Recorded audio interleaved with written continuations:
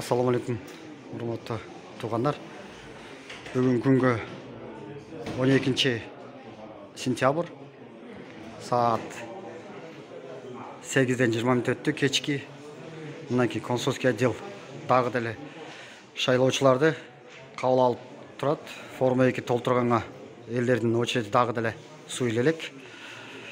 Мынакей еще компьютерлар кабыл алып жатат. Мынакей агалар биринчи, экинчи,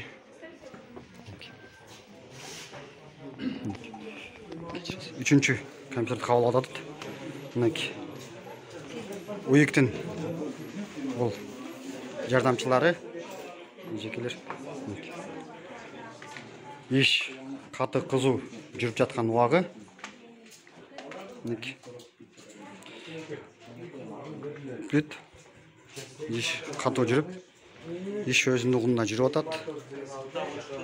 Так что эч кандай капа кылмай жок. Ар кандай провокационный эчтеке кылмай жок. О сыртта турган, очередте турган адамдар тартсам да. Азыр эште дагы очередте тартып келем.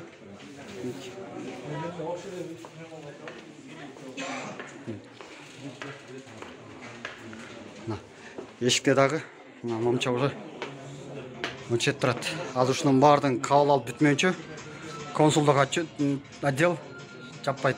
Ойлоп атабыз. Жетишип калат. Ушунун баардыгын кабыл алып киргизет деп күтүп атабыз. Буюрса